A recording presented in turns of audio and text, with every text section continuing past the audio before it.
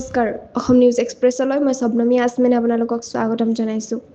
250 টকাতেই পাব ৰন্ধন গেছ নিৰ্বাচনী প্ৰচাৰৰ মাজতেই মুখ্যমন্ত্ৰীৰ ঘোষণা ৰাজ্যত এতিয়া বলিছে পঞ্চায়ত নিৰ্বাচনৰ গৰম বতাহ এই নিৰ্বাচনী পৰিৱেশত শাসক আৰু বিৰোধী দলসমূহে প্ৰচাৰ আৰম্ভ কৰিছে ইপিনে মুখ্যমন্ত্ৰী ডক্টৰ হিমন্ত বিশ্ব শৰ্মাই নিজে বিভিন্ন সভা সমাৱেশত অংশ লৈ নিজৰ দলৰ বাবে প্ৰচাৰ কৰি আছে 2 মে আৰু 7 মে তাৰিখে অনুষ্ঠিত হ'বলগীয়া পঞ্চায়ত নিৰ্বাচনক লক্ষ্য কৰি আজি মুখ্যমন্ত্ৰীগৰাকীয়ে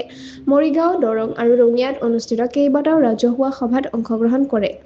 সভাত অংশগ্ৰহণ কৰি মুখ্যমন্ত্ৰীয়ে জনসাধাৰণৰ বাবে কৰে ডাঙৰ ঘোষণা তেওঁ কয় মৰিগাঁও দৰং সংযোগী এখন দলং নিৰ্মাণ কৰা হ'ব আৰু ভৱিষ্যতে ভূটানলৈকে এক সুদীৰ্ঘ পথ নিৰ্মাণৰো কাম আৰম্ভ হ'ব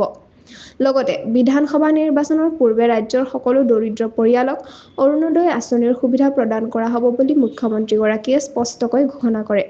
বিশেষকৈ ৰন্ধন গেছৰ ক্ষেত্ৰত মুখ্যমন্ত্ৰীগৰাকীয়ে এক বৃহৎ ঘোষণা কৰি কয় যে উজ্জ্বলা আঁচনিৰ অধীনত উপভোক্তাসকলে 250 টকাতে পাব ৰন্ধন গেছৰ চিলিণ্ডাৰ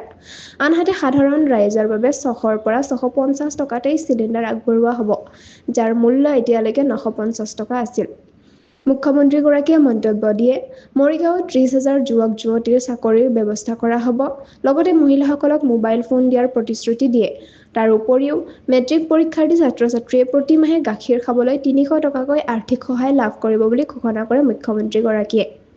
এনে ধৰণৰ খবৰ পাবলৈ অসম নিউজ এক্সপ্ৰেছ চেনেলটো সাবস্ক্ৰাইব কৰক লাইক কমেন্ট শ্বেয়াৰ কৰিবলৈ নাপাহৰিব লগতে কাষতে থকা বেল আইকনটো দবাবলৈ নাপাহৰিব ধন্যবাদ